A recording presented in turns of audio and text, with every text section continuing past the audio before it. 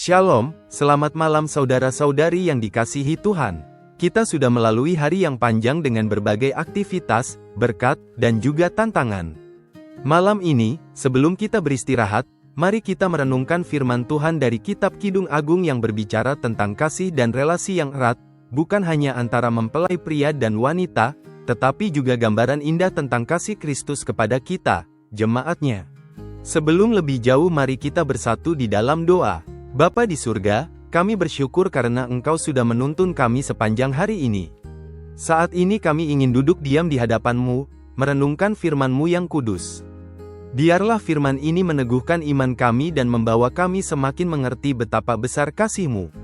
Dalam nama Tuhan Yesus kami berdoa. Haleluya, amin. Renungan pada malam hari ini terambil dari Kitab Kidung Agung pasal 2 ayat 16. Yang berbunyi demikian. Kekasihku kepunyaanku dan aku kepunyaan Dia, yang mengembalakan domba di tengah bunga bakung.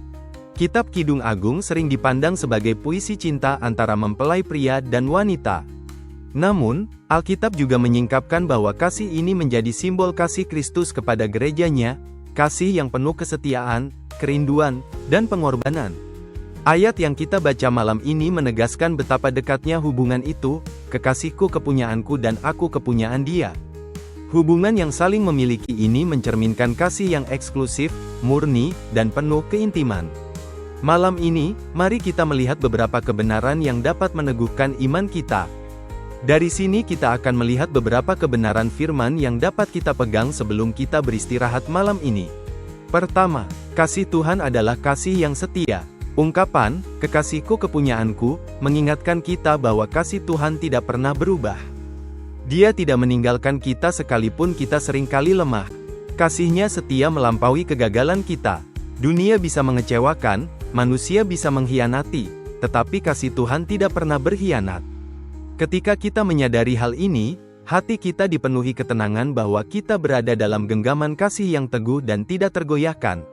Kedua, kita dimiliki Tuhan sepenuhnya. Aku kepunyaan Dia, menegaskan identitas kita sebagai milik Kristus. Hidup kita bukan milik kita lagi, tetapi milik Tuhan yang sudah menebus kita dengan darah-Nya yang berharga. Ini berarti setiap langkah, keputusan, dan tujuan hidup kita seharusnya diarahkan untuk menyenangkan hati-Nya. Menjadi milik Tuhan bukanlah beban, melainkan kehormatan yang memberi arti dan tujuan sejati bagi hidup kita. Malam ini mari kita merenung, apakah hidup kita sudah benar-benar mencerminkan bahwa kita milik Kristus?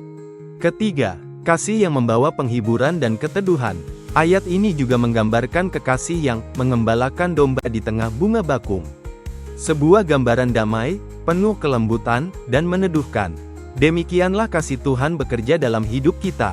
Saat kita gelisah, kasih-Nya menenangkan. Saat kita letih, kasih-Nya memberi kekuatan. Saat kita merasa sendiri, kasih-Nya memeluk kita dengan lembut. Kasih Tuhan tidak hanya menuntut, tetapi juga memelihara dan memberi kelegaan. Itulah sebabnya malam ini kita bisa tidur dengan damai karena kita tahu ada Gembala Agung yang menjaga kita. Jadi, firman malam ini mengingatkan kita bahwa kasih Tuhan begitu dekat, setia, dan meneduhkan. Kita dimiliki oleh Kristus dan Dia juga menjadi milik kita. Relasi ini bukan hanya hubungan agama, melainkan hubungan kasih yang hidup, nyata, dan menguatkan.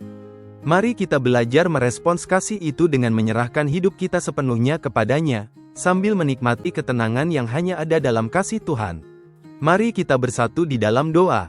Tuhan Yesus, terima kasih atas firman-Mu malam ini yang mengingatkan kami tentang kasih-Mu yang setia dan indah. Kami bersyukur karena Engkau memiliki kami, dan hidup kami ada dalam tangan-Mu. Malam ini kami serahkan hati dan pikiran kami kepada-Mu. Berikanlah kami istirahat yang damai, dan bangunkan kami esok hari dengan semangat baru untuk hidup bagi-Mu. Dalam nama Yesus Kristus, kami berdoa. Haleluya, amin. Demikian renungan untuk kita pada malam hari ini. Tuhan Yesus memberkati. Shalom.